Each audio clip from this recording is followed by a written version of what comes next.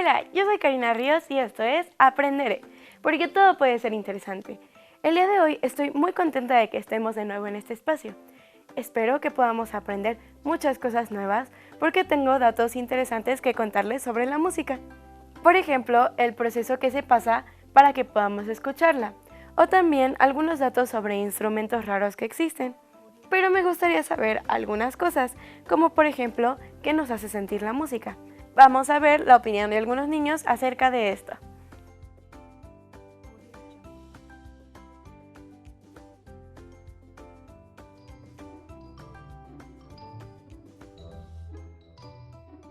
Cuando escuchas música, ¿qué te hace sentir?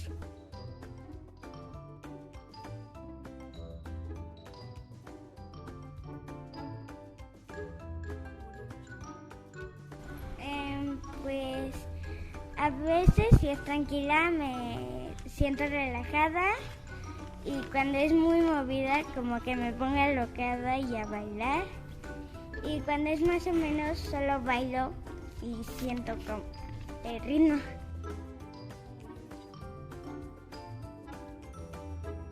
Feliz y alegre. Pues me hace sentir mucha felicidad, mucha pasión y como que me tranquiliza mucho escuchar la música.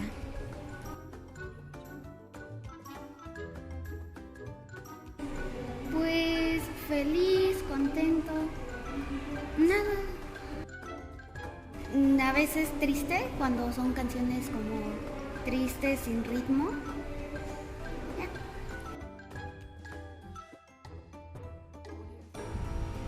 Alegre, dependiendo del género de música, porque hay algunos géneros que me gustan y otros que no.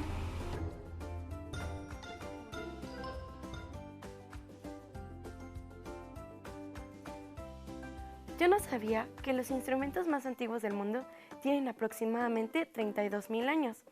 Estos instrumentos son unas flautas hechas de hueso de ave. ¿Para qué usarían los antiguos humanos estos instrumentos?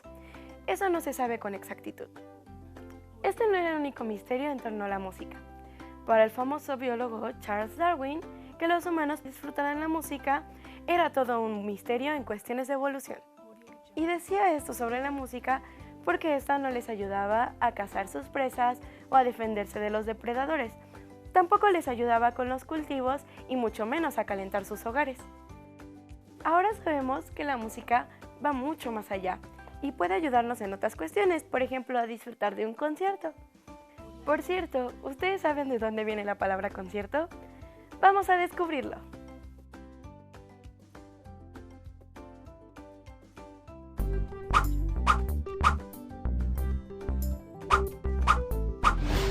La palabra concierto viene del latín concertare. Está formada por con, en el sentido de unión, y por certare, que significa competir.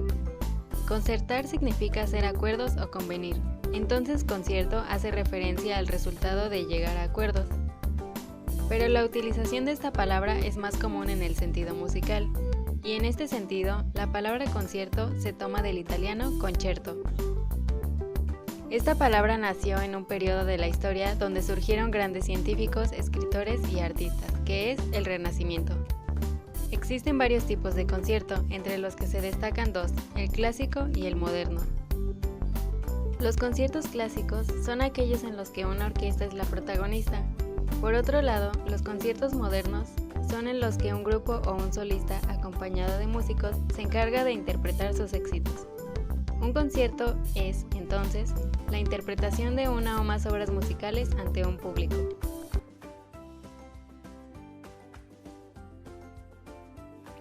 Un bebé de 2 meses logra discriminar entre los sonidos que son placenteros para sus oídos y los que son desagradables. Además, puede recordar melodías que ha escuchado días antes. Y es que la habilidad musical en los humanos es innata. Es decir, nacemos con la habilidad de apreciarla sin que nadie nos enseñe eso. Es increíble cómo podemos escuchar la música desde tan corta edad. ¿Pero alguna vez te has preguntado cómo sucede esto? En este bloque de la ciencia de la música podemos descubrirlo.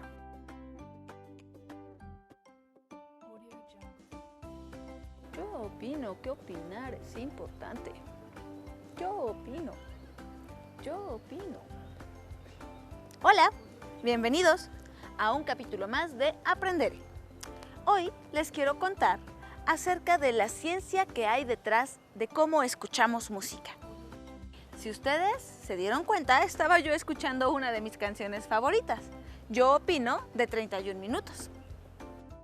En esta cápsula vamos a aprender no solo a escuchar la música, sino también a entenderla de una manera diferente. Conocerás los procesos que debe pasar el sonido para que puedas disfrutar de tu música favorita o de tu canción favorita, como Yo opino que opinar es importante.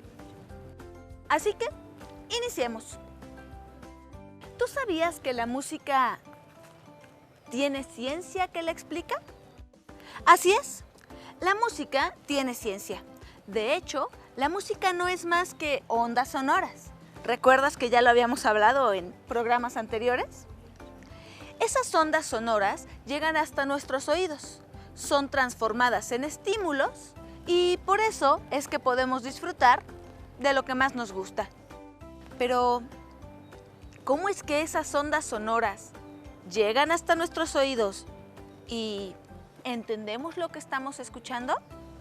Bien, te explico. Todos los sonidos que escuchamos en nuestra música favorita son ondas sonoras que viajan a través del aire. Estas ondas pueden llegar hasta nuestros oídos a una velocidad realmente impresionante. Viajan a 343 metros de distancia en tan solo un segundo. ¿Puedes imaginarlo? Es por eso que al tocar una cuerda, ¡ping!, como en una guitarra, o golpear el redoble de una batería, o al soplar una flauta, escuchamos el sonido prácticamente al instante. El sonido viaja a una velocidad inimaginable. Y no solo esto, cuando las ondas sonoras llegan hasta nuestro oído, estas se transforman rápidamente en impulsos que llegan hasta nuestro cerebro, impulsos eléctricos. Gracias a estos impulsos podemos disfrutar de nuestra música favorita. Ahora mencionábamos que las ondas de sonido viajan por el aire, pero también pueden viajar por el agua o por el gas, o incluso pueden viajar a través de cosas sólidas, como un cable o una cuerda. Esto explica el hecho de que podamos escuchar algunos sonidos que producen animales marinos. Todo este conocimiento lo sabemos gracias a los científicos, en específico a los físicos. Ellos estudian las ondas sonoras, entre muchas otras cosas. Ahora bien, ya sabes cómo viaja el sonido fuera de nuestro cuerpo, pero ¿y cuando llega a nuestro cuerpo? ¿Qué es lo que sucede? ¿Cómo es que nuestro cerebro interpreta esas ondas sonoras para entender qué es tu canción favorita? El sonido se transforma en estímulos, como habíamos dicho. Llega a nuestro cerebro y este debe interpretarlo de algún modo. Este proceso de transformación inicia en el oído. Cuando el sonido entra al conducto auditivo, amplifica las frecuencias altas. En otras palabras, aumenta los sonidos agudos, esos que son medio chillones.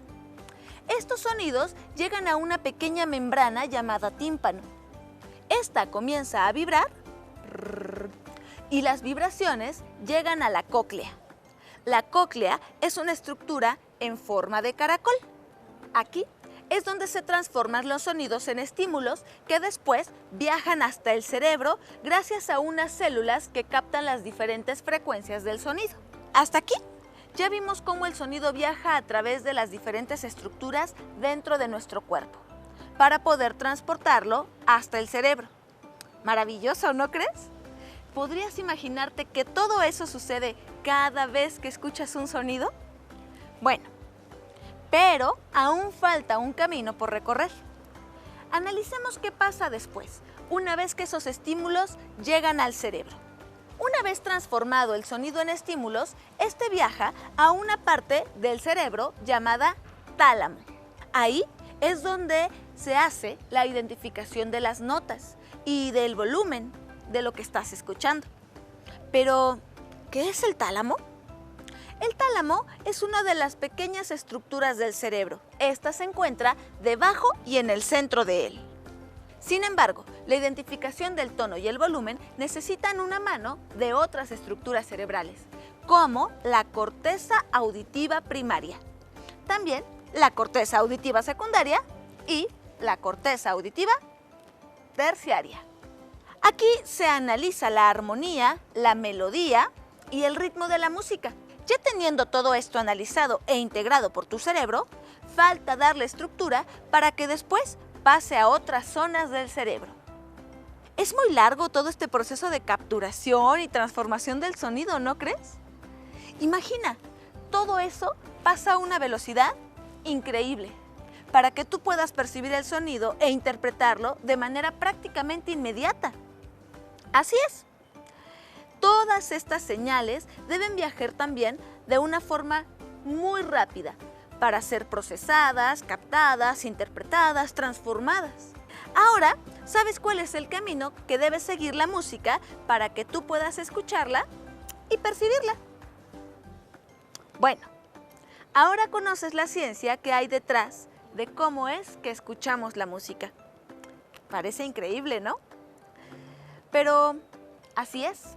Todo el tiempo, a cada momento, todo este proceso sucede de manera casi inmediata. Por hoy es todo, pero no te pierdas nuestro siguiente programa de Aprendere, donde descubriremos algo igual de interesante. Adiós.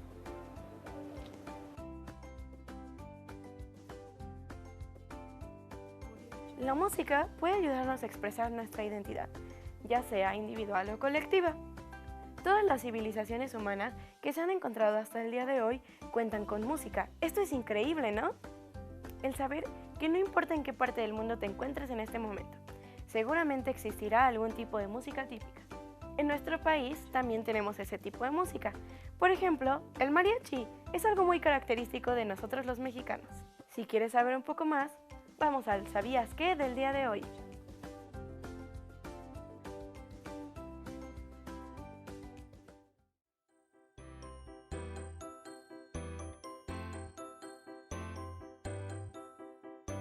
¿Sabías que la música de mariachi se encuentra en la lista representativa del Patrimonio Cultural Inmaterial de la Humanidad? La UNESCO la define como música de cuerdas, cantos y trompeta, pero todos los mexicanos sabemos que es más que eso. Es una emoción y una alegría que nos llena de orgullo. ¿O quién no ha cantado la famosa canción El Rey? Y es que a pesar de que en nuestro país la música es muy variada, el mariachi es como un sello particular. Imagínate, existen más de 30,000 músicos que se dedican a este género. Sin embargo, a pesar de ser tan importante, no se sabe muy bien cómo surgió y cuál es el origen real de la palabra mariachi. Ciertamente, esto es el resultado del mestizaje, es decir, de la mezcla de las costumbres europeas y las raíces de los pueblos originarios de lo que ahora es México. Uno de los datos más curiosos es que la palabra mariachi se cree que realmente proviene del francés. La teoría más conocida dice que proviene de la palabra francesa mariage, boda o matrimonio, y que con el tiempo se transformó en la palabra mariachi. Aunque hay quienes aseguran que el origen es más mexicano, pues se sabe que en la época de la colonia en México, más o menos de 1520 a 1820, en Cocula, Jalisco, los frailes de la región identificaron un grupo de lugareños conocidos como indios cocas, que transformaron su música con instrumentos traídos por los españoles. También hay quienes creen que la palabra viene de un árbol llamado mariachi, del cual se elaboraban las guitarras, pero no hay nada que pruebe esta teoría. Pero, aunque no sepamos de dónde proviene esta alegre palabra, sabemos que en todo el mundo, si se escucha un mariachi, se piensa en México, y que es un género musical tan popular que incluso existen mariachis de otras nacionalidades, como el mariachi chino, el sueco o el colombiano. Y sin importar el país de donde provenga esta grandiosa música, siempre nos hará disfrutar e incluso bailar.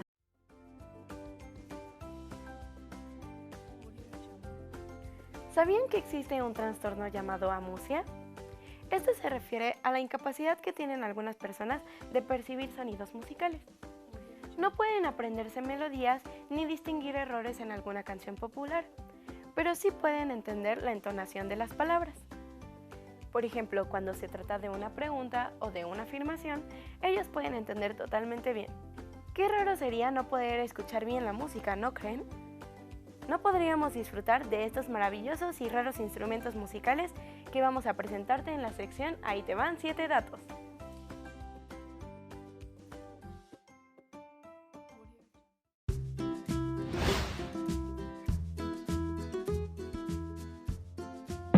Existe un instrumento llamado níquel arpa, que está conformado por 16 cuerdas y 37 llaves. Su nombre viene del sueco llave instrumento de cuerda.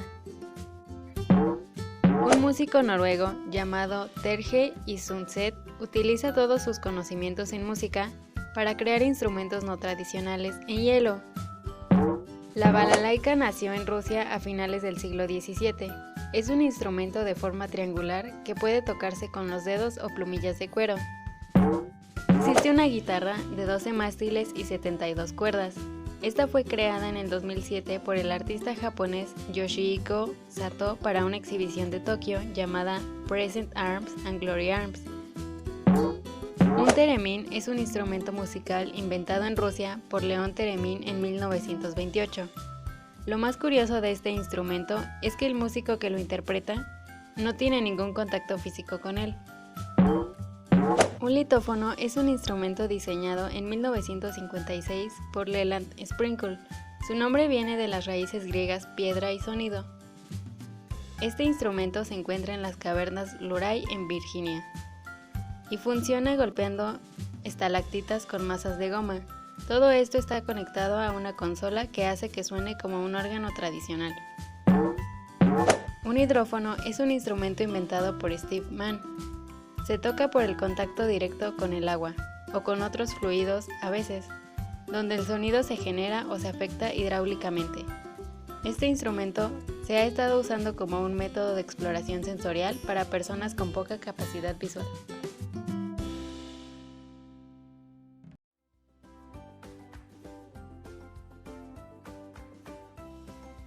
¿Recuerdas lo que hablábamos hace un momento sobre la música? Pues los científicos aseguran que procesamos la música desde un hemisferio del cerebro y la lengua desde el otro. Esto me deja pensando que las personas que padecen amusia tal vez podrían cantar, pero no musicalizar su canto. Bueno, el día de hoy tendremos una sección un poco diferente en la que pondremos a trabajar solo un hemisferio de nuestro cerebro. En ella podremos escuchar al compositor Fernando del Carpio, quien nos mostrará una de sus primeras obras compuestas para piano.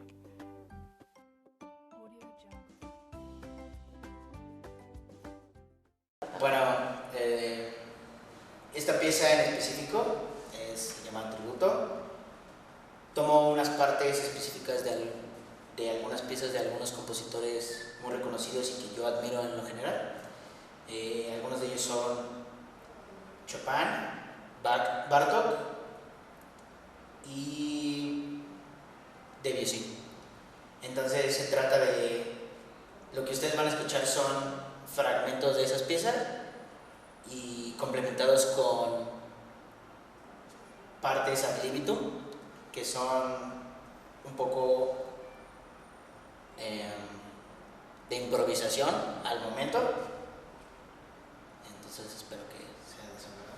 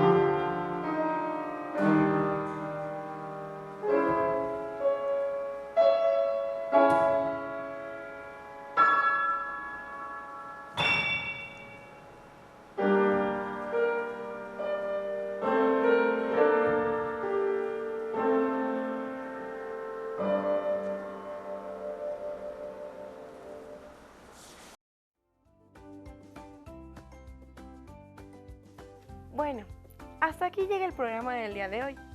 Espero que hayan aprendido mucho sobre cómo escuchamos la música y que también les haya gustado. Los espero la próxima semana, en donde tendremos un programa especial dedicado a un instrumento muy característico de nuestro estado, el salterio. Y si tú no sabes qué es un salterio y piensas en un saltamontes, no puedes perderte la próxima edición de Aprenderé, porque todo puede ser interesante. Hasta la próxima, nos vemos.